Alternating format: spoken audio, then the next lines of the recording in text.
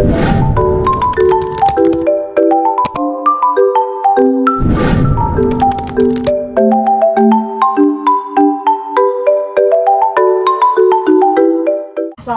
Bu. Waalaikumsalam, pagi Mbak. Iya pagi Bu. Ini dengan Mbak Indah yang sudah membuat janji semalam ya untuk melakukan konseling. Iya betul Ibu. Gimana kabarnya Mbak Indah? Alhamdulillah baik Ibu. Alhamdulillah. Kalau Ibu gimana kabarnya Bu? Alhamdulillah, saya juga baik. Oke, baik. Alhamdulillah. Tadi Mbak Indah kesini naik apa? Naik motor sih Bu tadi. Oh, naik motor sendiri. Oh, Iya, ini banget ya. Betul. Saya mau selalu bawa motor kemana-mana sendiri Bu. Oh. Jadinya nyaman aja. Oke. Sebelumnya kita bisa mulai sekarang. Boleh, bisa Ibu. Sebelum mulai, Mbak Indah pernah melakukan konseling sebelumnya? Belum Bu, belum pernah. Oh, jadi ini pertama kalinya ya? Iya, pertama kali. Oke, saya jelaskan dulu ya apa itu konseling. Konseling itu adalah proses bantuan individu dari konselor kepada klien untuk memecahkan masalah yang sedang dialami klien atau memberikan arahan dan juga solusi yang sedang dialami oleh klien. Dan yang akan kita lakukan saat ini adalah konseling lintas budaya. Konseling lintas budaya itu yang dimana berpusat pada pemahaman dan juga perbedaan budaya antara klien dan juga konselor. Oh, jadi fokusnya itu lebih ke memahami perbedaan antar budaya gitu ya, Bu ya? Betul, karena kan budaya mempengaruhi dari bagaimana cara kita berpikir, merasakan, dan juga bertindak, ataupun dari cara bersosialisasi dan juga berkomunikasi. Dan juga di dalam konseling lintas budaya juga terdapat asas-asas yang penting. Yang pertama ada asas kerahasiaan. Asas kerahasiaan ini yang dimana konseling ini bersifat rahasia dan juga pribadi yang tidak berhak diketahui oleh pihak manapun. Dan yang kedua asas kesukarelaan. Asas kesukarelaan ini yang dimana Mbak Indah datang ke tempat saya untuk melakukan konseling atas kemauan diri sendiri, sukarela dan juga tidak ada paksaan dari pihak manapun. Dan yang ketiga ada asas kegiatan. Asas kegiatan ini yang menekankan bahwa keberhasilan konseling ini dilihat dari bagaimana atau seberapa besar sih klien ingin melakukan perubahan atas permasalahan yang sedang dialami. Gimana Mbak? Paham sampai sini Mbak? Paham Bu. Saya juga datang dengan sukarela kok Bu. Alhamdulillah kalau seperti itu. Dan juga di dalam konseling ini ada yang disebut dengan kontrak waktu konseling. Biasanya kalau konseling itu ada yang dilakukan dalam 15 menit, 30 menit, 40 sampai 45 menit, bahkan ada yang 60 menit atau ada yang lebih dari 1 jam. Dan untuk konseling kita hari ini kita akan melakukan selama 45 menit ya Mbak ya. Dan kalau nanti dirasa kurang atau masih ada yang ingin didiskusikan, kita dapat menjadwalkan pertemuan selanjutnya untuk melakukan konseling lagi. Gimana Mbak? Setuju? Setuju Bu. Alhamdulillah. Oke Mbak, bisa langsung diceritakan apa yang Mbak Indah rasakan saat ini? Oke, baik Bu, saya akan ceritakan. Jadi gini Bu, saya kan sekarang lagi KKN, kuliah kerja nyata di tempat yang sangat jauh berbeda dengan tempat asal saya. Nah, jadi tuh di sana banyak kebiasaan-kebiasaan yang membuat saya tuh merasa canggung, terus juga kesulitan menyesuaikan diri saya dengan budaya di sana gitu Bu. Oh, Mbak Indah lagi KKN berarti semester 7 sekarang ya? Iya Ibu, betul. Oke, saya memahami banget sih kenapa Mbak Indah merasa canggung dan juga kesulitan beradaptasi. Saya paham, jadi Mbak merasa kesulitan untuk beradaptasi dan juga di lingkungan baru gitu ya Mbak ya? Iya Ibu, betul. Terus juga salah satunya mereka tuh sering banget ya kumpul malam-malam. Itu juga bikin saya merasa gak nyaman. Jadi tuh malam-malamnya mereka kadang suka nyalain speaker yang sangat besar. Itu membuat saya sama teman-teman kampus saya tuh merasa tidak nyaman. Terus juga kalau misalnya mereka ngomong itu ngomong langsung itu tanpa basa-basi Bu, jadi kadang saya bingung harus gimana Bu.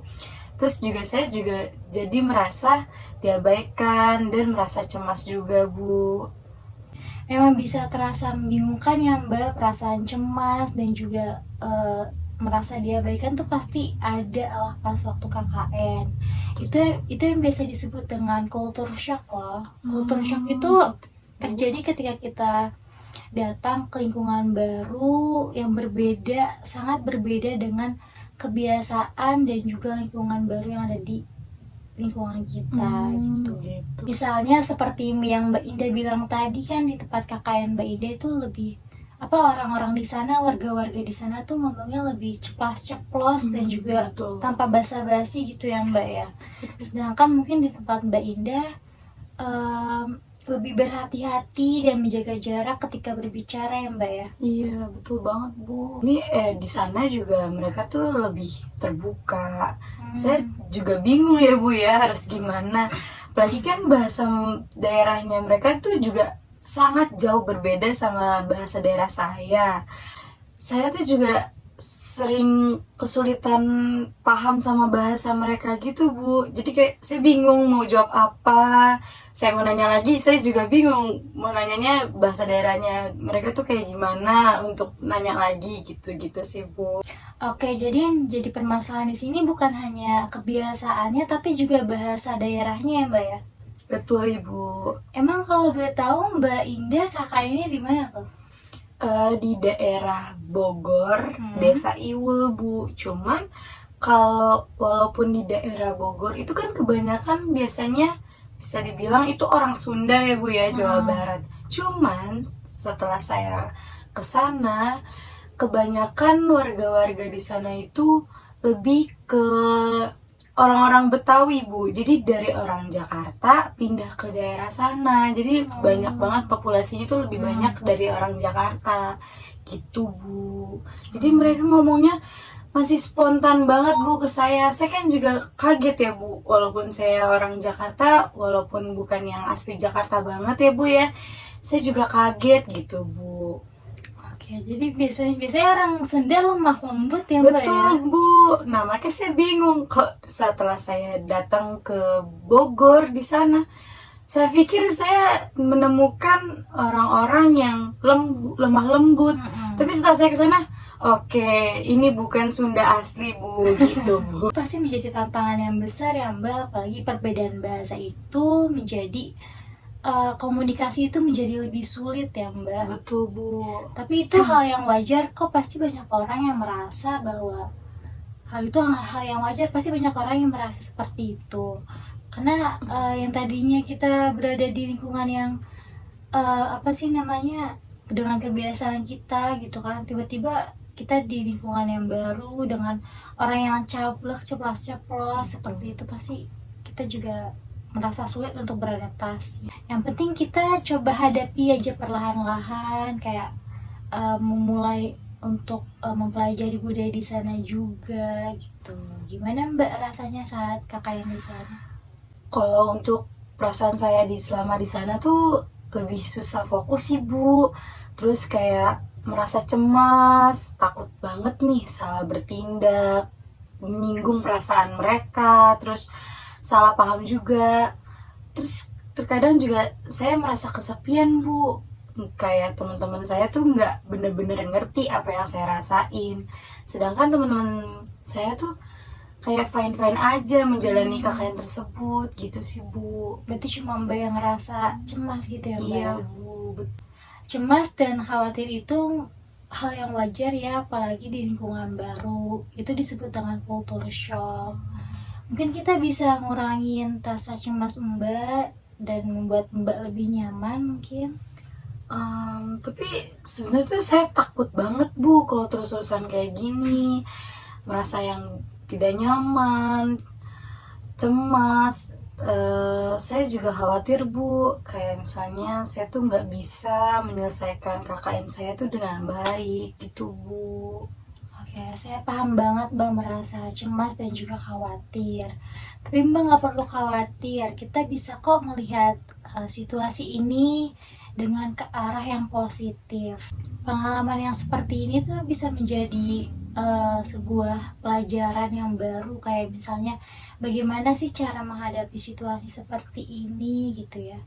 Gimana kalau kita coba cari cara strategi untuk mengurangi kecemasan yang Mbak alami?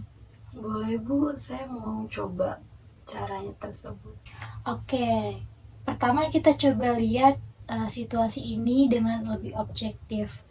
Menurut Mbak nih, dengan kebiasaan warga-warga di sana itu kan kayak sering kumpul-kumpul malam gitu ya. Betul Bu, betul. Menurut Mbak Indah sendiri, apa sih tujuan mereka melakukan hal tersebut?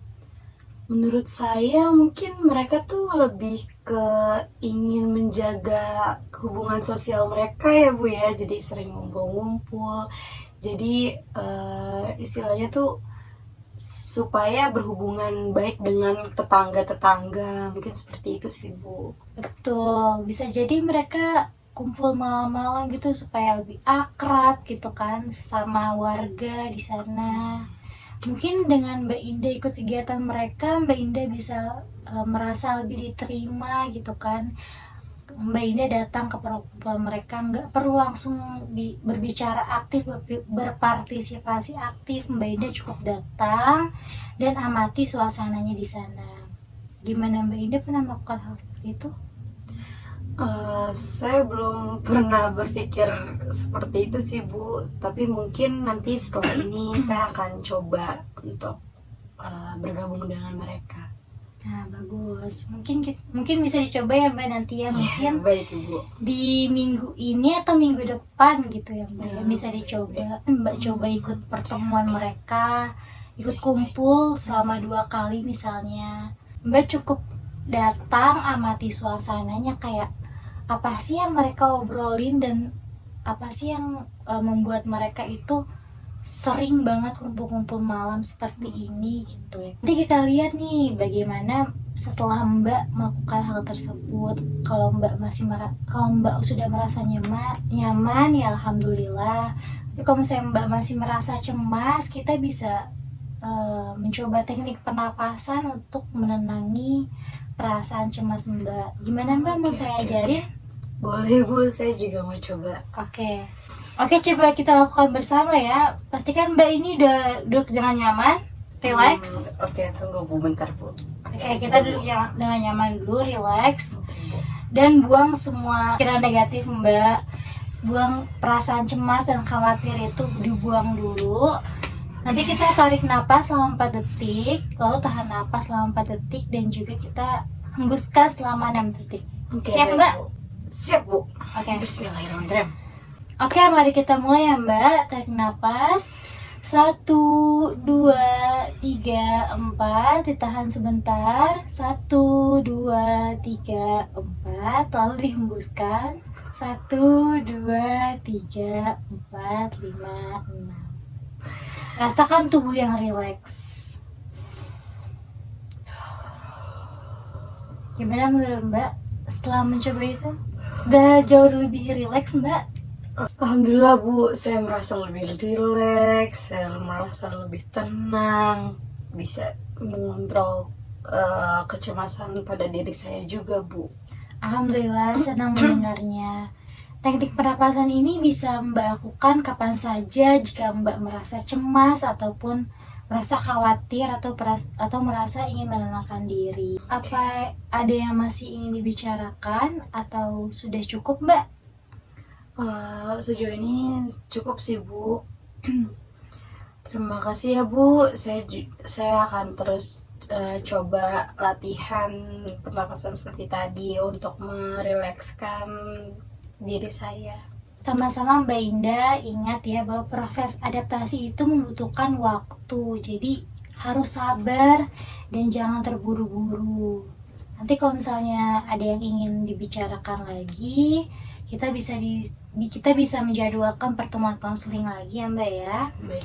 Dan untuk sesi konseling kita akhiri sampai di sini. Alhamdulillahirobbilalamin. Semoga dengan konseling ini Mbak merasa terbantu dan merasa lebih siap untuk menghadapi tantangan yang berada di tempat KKN Mbak saat ini. Kalau nanti ada yang ingin dibicarakan lagi, jangan ragu untuk datang ya Mbak ya, Oke, untuk Bu. menghubungi saya. Oke, baik Ibu, insya Allah ya Bu ya. Terima kasih banyak. Saya pamit duluan ya Bu ya. Assalamualaikum warahmatullahi wabarakatuh. Waalaikumsalam, hati-hati di jalan Mbak.